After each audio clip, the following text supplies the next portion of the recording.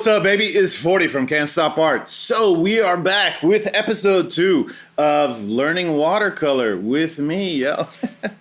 You know what I just realized? We need some white paint. Let me grab some white paint real quick. All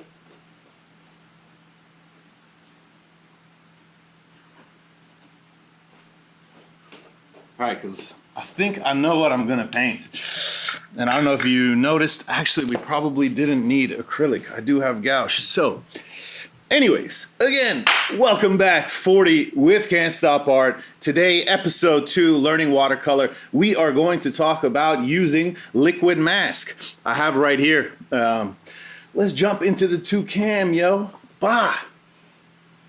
So I have right here liquid mask from Vallejo, and what this is something that you can paint on to your paper, and when it dries you can paint over it and later remove this and it will show through to the paper, right?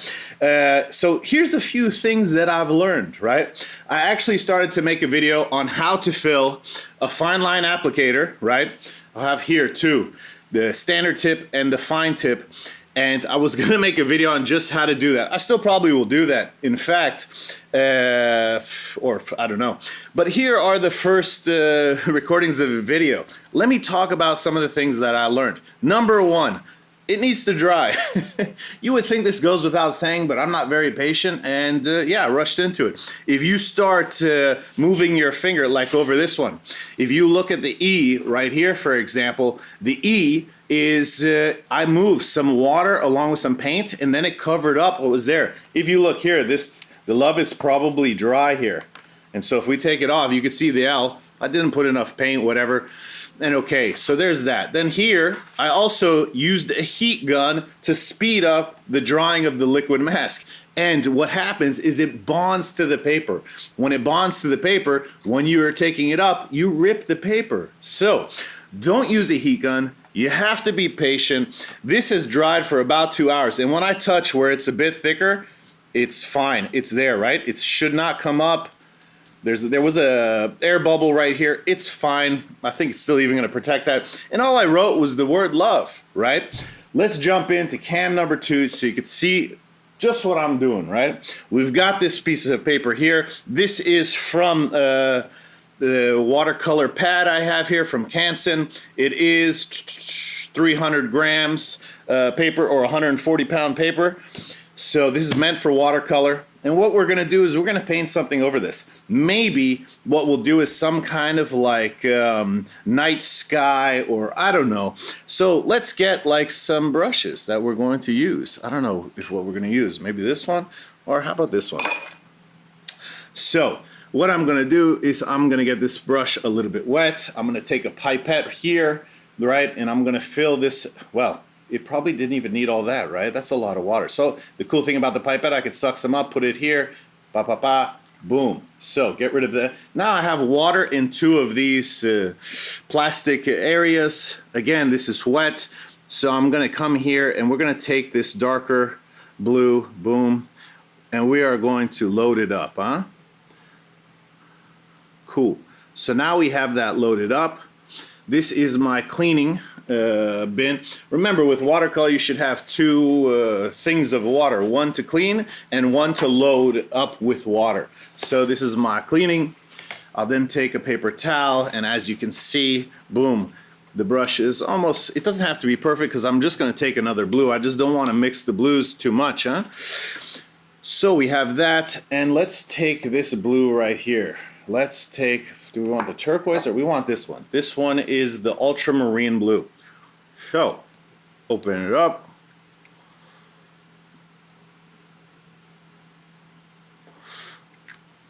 As you can see, I put 2 drops of this ultramarine blue. This is a pigment-based Dr. P.H. Martin's Hydrus series. I'll mix it up a little bit. Boom. Now we have that. Quite a bit darker than the other one. Let's go ahead and clean the brush a bit. And let's get a lighter blue too, huh? So, go ahead. And what we're gonna do, I think, is like paint a sky here, right? Why not? So let's use this paper towel. Let's kind of clean up in here, right? Maybe get some water to reactivate this. and then I could really clean that little well. And yeah, let's make sure the brush is clean-ish, because what we're going to do is first we're going to add a little bit of water. There we go, a little bit more. And what we want to do, I think, is add some of this white with some of the blue. So we'll take some water here. There we go. And look, there was a little bit of blue on my brush, so this is making like a milky white whatever, huh? So we're going to take a smidgen of this blue up here. Boom, put it in there. Maybe that was too much smidgen, right? Damn. So this blue is quite powerful compared to that white, so I think we need to, maybe we'll add a little gouache, huh? We're experimenting. We don't know all the tips and tricks and the ways to make this work. The thing with gouache is it's not as transparent as watercolor. So we take this, let's mix this in here. It's gonna make it an even lighter blue, but it's not as transparent, huh? So first thing I'm gonna do, this is fine. I'm gonna leave this, I want this paint, so I don't wanna wipe it off, but let's give this like a little wash, huh? So I have a wet brush here. I'm gonna get rid of the excess water, and we are going to give this like a wash, huh? And here, and I should have probably taped this down, huh? Now we don't want this paper to be too soaked, as far as I can tell from what I'm learning, right? And here, here, here, cool. So that's good actually. Let's come here. We are going to take this, and we want to get the lighter blues, or lighter blue on the inside here. Come in here, and maybe we're gonna take this darker blue. I'm not even gonna clean my brush, huh? I'm just gonna come in, and we are going to work this paint in, huh? Remember, this can dry on you. In fact, it looks like it's drying down here, and we wanted this wet on wet, so we might have to wait, let this dry, and then come back and hit some more. So something like this. We still want more water on this paper. Let's see if we can get some more water going here. There we go. And we're just moving pigment that's already there, right? With this wet brush. And this brush was clean. I just had water on it, and I'm bringing it back, trying to wet the paper a bit. We'll throw it back in there. And yeah, let's come here. And since we should have done this already, we're just gonna put this here so I don't get too much paint below. Let me see if it fits across like this. It does not. Cool, cool, cool. All right, so maybe we push down in the center because, well, yeah, even when we push down, there's a little bit of pigment. They're looking for somewhere there's no pigment. Let's switch to this, and yeah, let's come in, and we're just moving this paint like this, and we want to paint to the edges. I don't know if we're making like a space scene here or what's going on, but we are trying to give this some different tonalities, right? To give it illusion of some depth. And probably what we'll do is we will let this dry, and then we'll come and add some more layers, right? So come in here. I don't know why I'm rushing right now. I guess because I don't want the paper to dry. I want to still be working in this wetness, huh? So let's get some more water. There we go. It's amazing, right? This watercolor, even though it's just water, the pigment is pigmented, huh? So, I don't know, something like this. And now, here's the thing, right? Normally, I guess what we could do is speed this up a bit with heat gun or something like that. Although I haven't had the best results with that. But the problem is, with this liquid, do we have the two camera going? No, we do not, huh?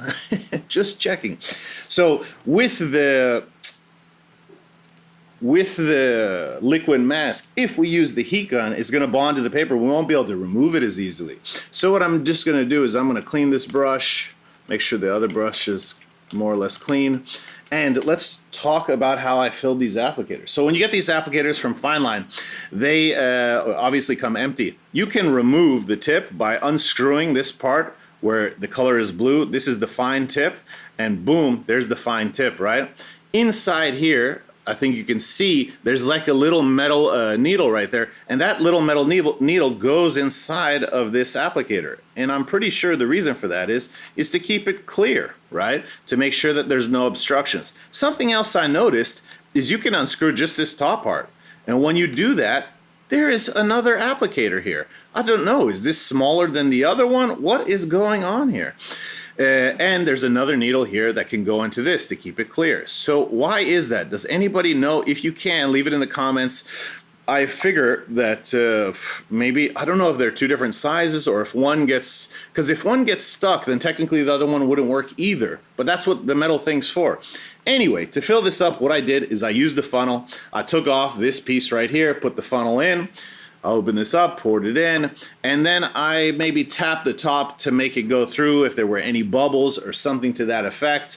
And that's how I filled these bottles. You would do the exact same thing if you were filling this with acrylic paint. So for example, if you want to write with acrylic paint or something like that, using a tip of this as a pen, then you can do that. But you want to make sure, you have to play with it, because the amount of God, why is the brain not working today, huh? The amount of water that you use to dilute that acrylic paint is going to depend on how fluid you want it. If you put too much, then when you turn this over, it will run out like liquid, right? If you put too little, then what's going to happen is then it's just going to clump up in there. It won't flow as smoothly. So you have to play with that, right? So this is drying slowly. Cool. Why don't we make get some more water with this white, and maybe we add some of this white in. So we're going to change brushes. Why not? We're going to come over here, we're going to load it with some water, and we're going to mix the gouache that's here with some water. And this way we can maybe come in here. And the thing about gouache, from what I understand, is that it might look opaque when it goes down, but if you mix a lot of water with it, then it looks opaque going down, but it will dry quite light, right? Maybe I don't know if we need more just yet. Let's see. Maybe just a hair more. I ordered some other colors of gouache just so we could really get crazy. And I feel like the lighting changed, right? I think it's because outside, maybe outside a cloud came, or I don't know. Anyways, so we are going to have different versions of white down here because I didn't mix too much water right here. So some is going to be darker than others when it dries, and that's okay, right? And obviously we need more water if we're having issues with the flow, which we just had right there. I don't know how well you can see that. And I don't know what I'm doing here. You know, I was thinking originally like a sky, but this is kind of cool. Let's add some other colors in here. Let's clean this brush up. And let's add maybe some yellow, huh? We're going to take, let's take the dye-based yellow.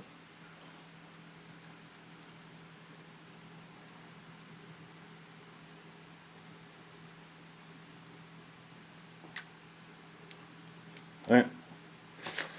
It's a bad habit of putting paintbrush in my mouth while I'm doing something. But anyways, we took this dye-based yellow, we put 2 drops. We're going to take some of this clean water, and we're going to put 1, 2, 3 drops of the water right there. It should stay pretty pigmented. We'll mix it up. And as you can see, certain parts are still drying. Like for example, right here looks still wet, but over here it's not bad. Anyways, this finger had paint on it anyway. This finger does not have paint.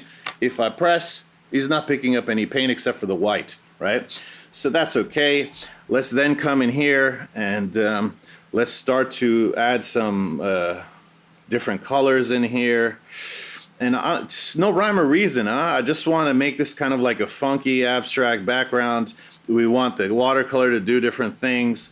Maybe we'll come back in, right?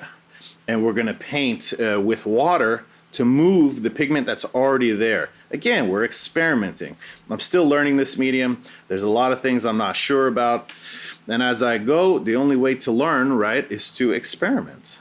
And then you get these new tips and tricks. Obviously, there's videos already out there, you know. I'm not saying, I'm not trying to say I'm better than the other watercolor artists. I'm not. I'm not even a watercolor artist. I am an acrylic artist who is working to get better. And so what if we take some of this water with this yellow? I don't know if there's much yellow left. And we go like this. And now we have like a green here, right? And so, but there's already some greens because the yellow mixed with the blue, that was there. Cool. Let's add some other color. So maybe yellow and red. So we're going to take, excuse me, this is in my mouth, so let's put it down. Huh? We'll take 1 drop of each, or maybe we'll take 2 drops of yellow, and we'll take 1 drop of red, because I imagine the red is quite a bit stronger than this yellow, huh? So we'll just take 1 drop here and go like that. So we have 2 drops of yellow, 1 drop of red. What we're trying to do is make a nice orange here. Come in here, let's clean the brush a bit, right? Anyways, it had yellow, so it was okay. And we need some water to mix in here. So maybe 1, 2, 3 drops of water. Maybe we need another drop of that yellow, huh? Let's see. Or, yeah, that's all right. That's a kind of a nice orange. Again, we could wait for more of this to dry, but I want now to maybe write the word love, right? So almost duplicating, you know, the way that I had written it with the masking fluid. I think that will look cool. There we go. Add the heart here. And yeah, sometimes I overdo it. Maybe put a line on the bottom. We don't need to do that. Okay, that's cool. Let's clean this brush a bit. Come over here, dry this. Let's add some like splatters, huh? I think that will be cool. Let's also remove some paint. I heard that you can do that. All we need to do is take a brush, a clean brush, right? Load it up with some water. So you see, there's nothing coming off this brush now. And what we can do, right, is come here and we're gonna paint like little star. And then we're gonna go like this and boom. And it had almost the effect, I mean, anyways, it didn't do it enough. Maybe you need more water. If I paint a line here and then I go like this, it's picky. I don't know if it ripped the paper there or it's just picking up pigment, but as you do this, you could pick up some of this. Yeah, I think it's abusing the paper right now, but you should be able to remove some of the pigment with a clean brush just by adding some lines, huh? And maybe it needs more water, or you have to be careful how you do it, I guess, because if you rub it, what it was doing is pulling the grain or texture of the paper, which it didn't totally mess it up, but you could see that it messed with the grain of the paper. So, okay, cool. We're here right now. What else are we going to do? Maybe we should do some splatter, right? In fact, drop this in here. What I did is I brought a cup here that I could pipette some water into, and let's see.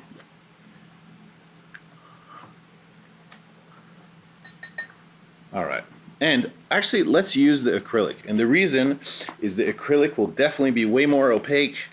We just got to get the right mix inside this inside of here, you know, inside. Whoa, definitely put too much paint. That's pretty awesome, but it's like this tube is almost done, so it is what it is.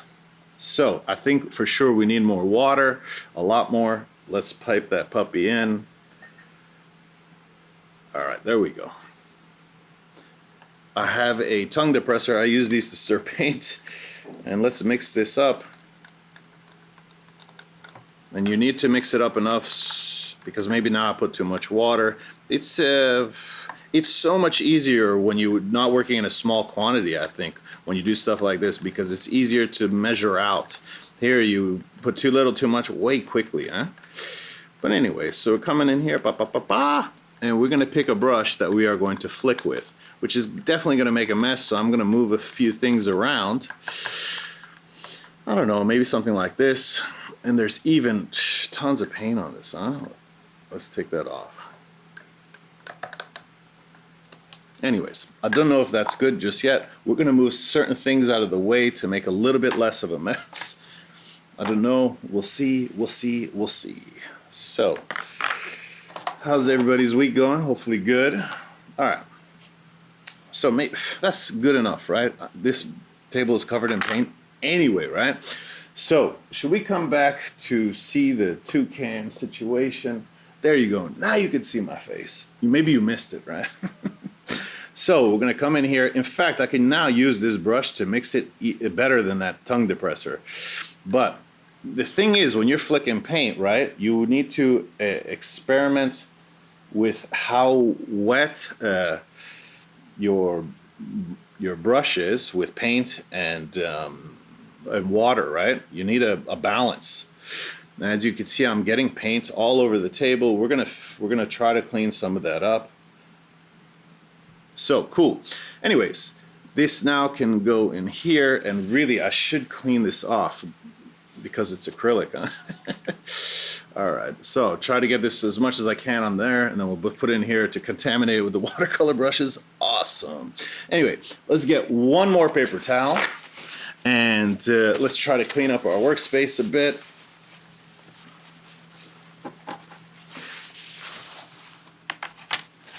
And look at this, within arm's reach, which is very surprising. I have this cleaner here, and I can do this, and it should get off. I don't know which one was already here, which one wasn't, huh? But this stuff should get off those little dots that just came. I'm sorry I'm spending your time. You're like, hey, I'm supposed to be watching a painting, not clean. Anyways, boom, we don't even throw that away, right? So, here we are. We're gonna give it a few seconds to dry.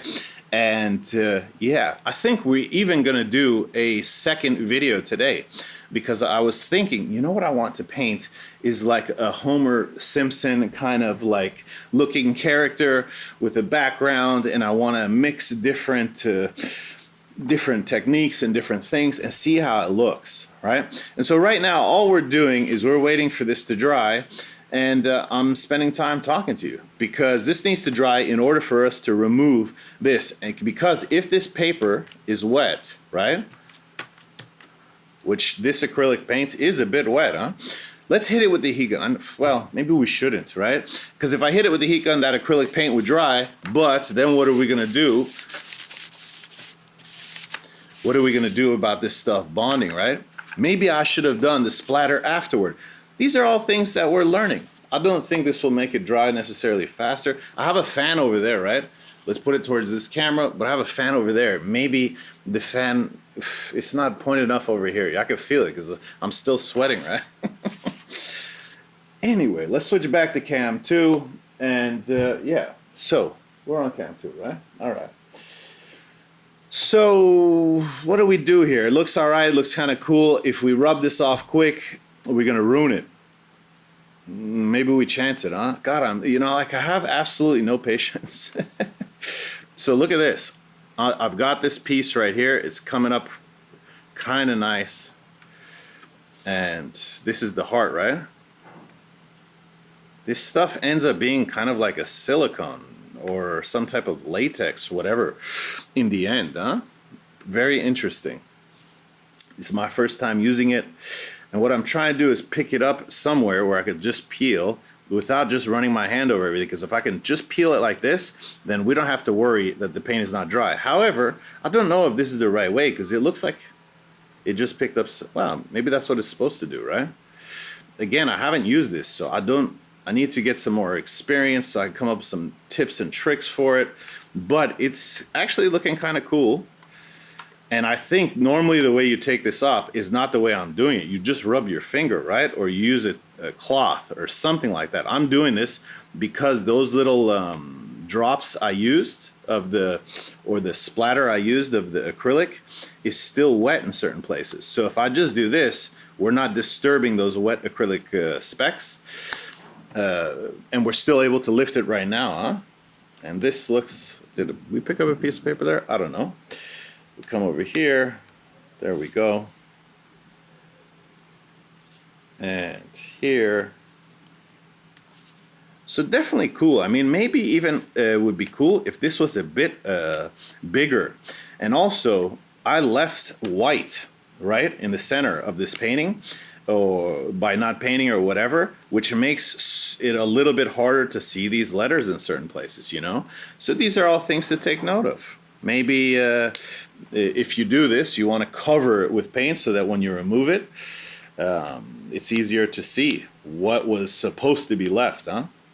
But anyways, this is not bad. It's kind of a cool painting. It still needs a signature, and I think that we've got some markers right here, so let's do that. Let's add a little signature for the final touch.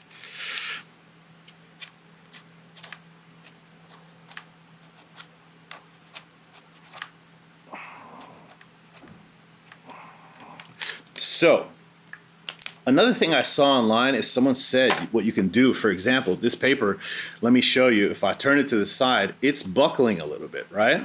Which is normal. If you use non-watercolor paper, it would be even more than this. But one thing that you could do is that you could put this with a towel over it. Actually, I think you're supposed to do the back side, put it down on top of a towel with a towel on top, and then iron it, and it should straighten out the paper, right? You want to make sure this is fully dry. You want to put your iron on the lowest setting, and yeah.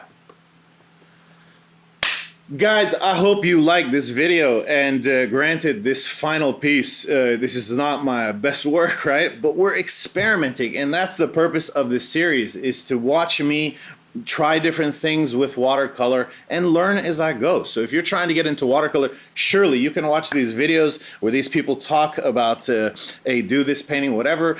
But I feel like you can learn a lot more with the trial and error that's happening. They're not showing every one of their mistakes. They're not showing all their mishaps, and they're also not showing their progression, right?